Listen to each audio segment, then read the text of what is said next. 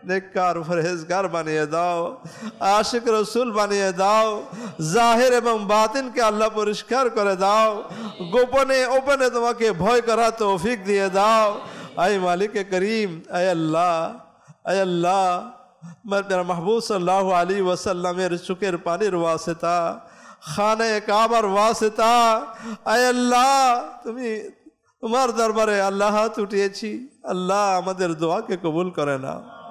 মালিক মৌলা আমাদেরকে দুনিয়াতেও কামিয়াব করো, আখিরাতেও কামিয়াব করো। রব্বানা আতিনা ফিদ দুনিয়া হাসানা ওয়া ফিল আখিরাতি হাসানাতাও ওয়া কিনা আযাবান নার। এই মালিক মৌলা দুনিয়া সে নফসে আম্মারা শত্রু, শয়তান শত্রু, আয় আল্লাহ মানুষ নামে কিছু আয় আল্লাহ এমন আমাদেরকে গুনাহের দিকে নিয়ে যায়, আল্লাহ এই শত্রুগুলো থেকে আমাদেরকে হেফাজত করো মালিক মৌলা। আই রব্বে করিম আমাদেরকে নেক পরিবেশ দান করো, সুন্নত ওয়ারা পরিবেশের মধ্যে অটল অবিচলতা দান করো। আল্লাহ বিশেষ করে দাওয়াত ইসলামের সাথে আমরা যারা সম্পৃক্ত হয়েছে তাদেরকে অটল অবিচলতা ইস্তেকামত নসিব করে দাও। আয় আল্লাহ যারা সম্পৃক্ত হতে পারে নাই আল্লাহ তাদেরকে নেক পরিবেশের সাথে সম্পৃক্ত করে দাও।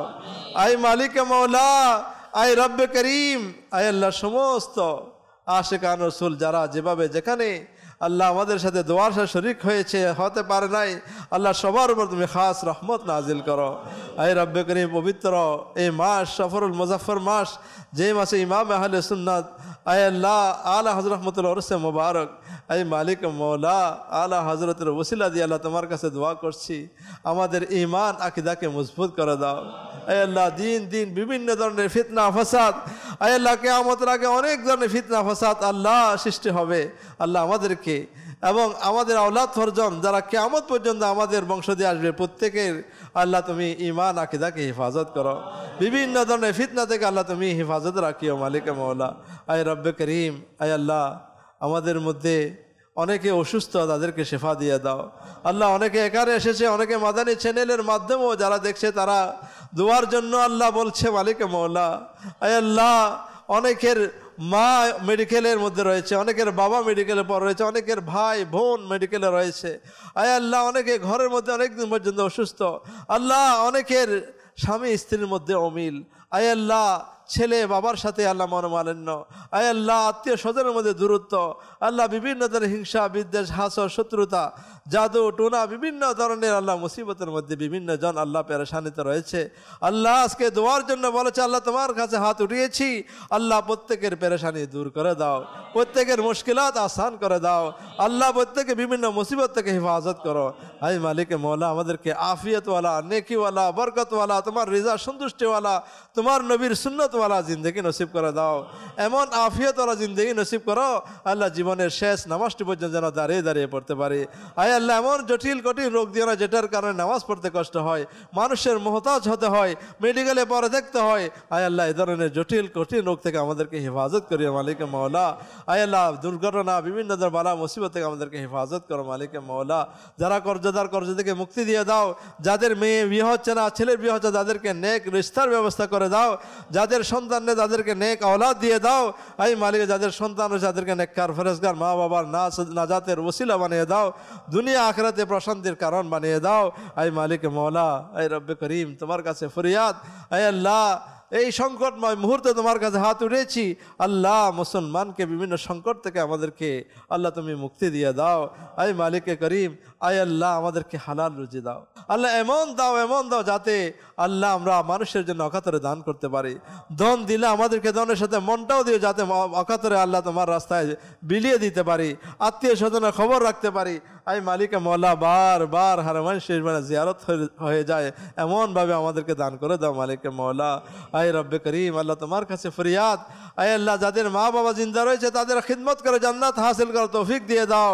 আল্লাহ কোনো মা বাবা নারাজ থাকতে আল্লাহ তাদেরকে রাজি করে দাও। আয় আল্লাহ যাদের মা বাবা দুনিয়া থেকে চলে গিয়েছে আল্লাহ তাদেরকে বেহিসাব মাগফিরাত দান করে দাও। আল্লাহ খাস করে সুন্নি উলামায়ে কেরাম যারা দুনিয়া থেকে বিদায় নিয়েছে, আল্লাহ বিভিন্ন বুজুর্গান কেরাম আল্লাহ দুনিয়া থেকে বিদায় নিয়েছে, আয় আল্লাহ আয় আল্লাহ দরজাতকে বুলন্দ করে দাও। আয় আল্লাহ তাদের উসিলে আমাদের বেহিসাব মাগফিরাত দান করে দাও। আয় মালিক খাস করে আয় আল্লাহ সুন্নি উলামায়ে কেরাম যারা রয়েছে তাদের হায়াতের মধ্যে রিজিকের মধ্যে ইলমের মধ্যে বরকত দান করো। খাস করে আমির আহলে সুন্নাতের হায়াতের মধ্যে কোটি কোটি গুণ বরকত নাজিল করো। আল্লাহ ওনার হায়াতকে আফিয়তওয়ালা বরকতওয়ালা আল্লাহ তৌফিক জিন্দগি আল্লাহ ওনাকে নসিব করে দাও।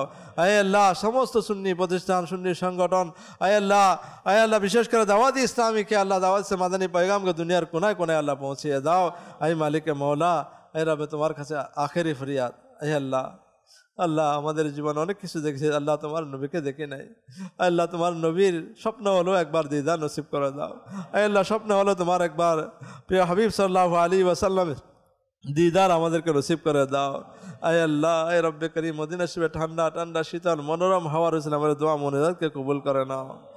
कहते रहते है दुआ के वास्ते बंदे तेरे कर दे पूरी आरज़ू हर बेकसू मजबूर की बिबरकत इन्नल्लाह व मलाइकतहु युसल्लूना अलन नबी या अय्युहल्लज़ीना आमनू सल्लू अलैहि व सल्लिमू तस्लीमा।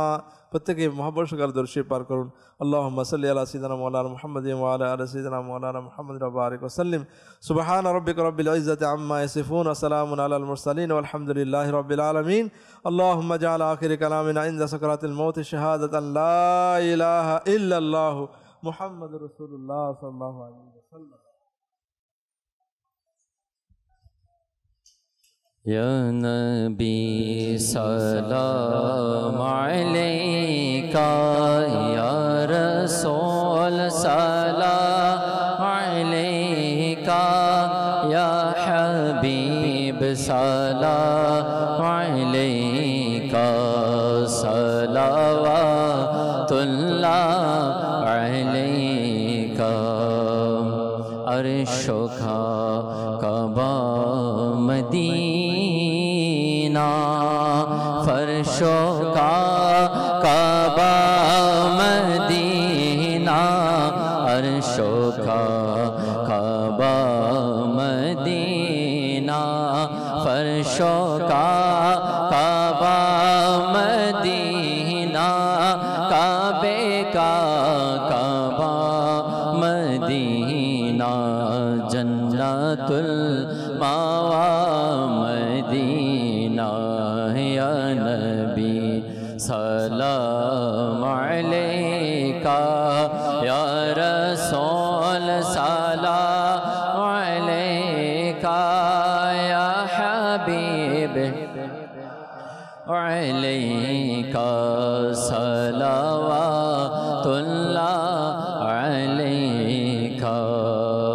সবাই হাসিটা করে সুন্নতের আমল দেখে সবাই হাসিটা করে সুন্নতের আমল দেখে ইয়া নবী সবর দাও না मदनी मदीने वाले या नबी सलाम अलैका या रसूल सलाम अलैका या हबीब सलाम अलैका सलावतुल्लाह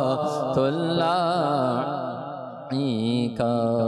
मुस्तफ़ा जाने रहमत पे लाखों सलाम शम्अ बज में हिदायत पे लाखों सलाम। मुस्तफ़ा जाने रहमत पे लाखों सलाम शम्अ बज में हिदायत पे गौसे आज़म इमामों तो कावन्नो का गौसे आज़म इमामों तो कावन्नो का जलवाए शान कुदरत पे लाखों सलाम। मुस्तफ़ा जाने रहमत पे लाखों सलाम शम्अ बज में हिदायत पे ख्वाजाए ख्वाजगान ख्वाजा बेनवाज कुतुबुल औलिया गौस से मजे बंदरी चोरोबी सिर कुटी आका तैयब शाह हादिया ने दिनों मिलत पे लाखो सलाम मुस्तफ़ा जाने रहमत पे लाखो सलाम शम्अ बजे यत पेला को सलाम डालो दी कल्बों में अज़मत मुस्तफ़ा सैयदी आला हज़रत पेला को सलाम आशिक़े मुस्तफ़ा गाज़ी शेर बंगला आशिक़े मुस्तफ़ा गाज़ी शेर बंगला उस इमाम अहल सुन्नत पे लाखो सलाम मुस्तफ़ा जान रहमत पे लाखो सलाम शम्अ बज में हिदायत पे लाखो सलाम फैजों से जिनके लाखो नमाजी बने फैजों से जिनके लाखो इमाम सजे उस अमीर अहल सुन्नत पे लाखो सलाम मुस्तफ़ा जान रहमत पे लाखो सलाम शम्अ बज में हिदायत पे लाखो सलाम मुस्तफ़ा जान रहमत पे लाखो सलाम शम्अ बज में हिदायत पे लाखो सलाम। মাদানী দর্শক শ্রোতা, আমরা মজলিস শেষের যে দোয়া রয়েছে সেটা পাঠ করে নিই। আসসালাতু ওয়াসসালামু আলাইকা ইয়া রাসূলুল্লাহ ওয়া আলা আলিকা ওয়া আসহাবিকা ইয়া হাবিবাল্লাহ সুবহানাকা আল্লাহুম্মা ওয়া বিহামদিকা লা ইলাহা ইল্লা আনতা আস্তাগফিরুকা ওয়া আতুবু ইলাইক সুবহানাকা আল্লাহুম্মা ওয়া বিহামদিকা লা ইলাহা ইল্লা আনতা আস্তাগফিরুকা ওয়া আতুবু ইলাইক সুবহানাকা আল্লাহুম্মা ওয়া বিহামদিকা লা ইলাহা ইল্লা আনতা আস্তাগফিরুকা ওয়া আতুবু ইলাইক। আসসালাতু ওয়াসসালামু আলাইকা ইয়া নবিয়াল্লাহ ওয়া আলা আলিকা ওয়া আসহাবিকা ইয়া নূরাল্লাহ বিহাক্কি লা ইলাহা ইল্লাল্লাহ। জেনে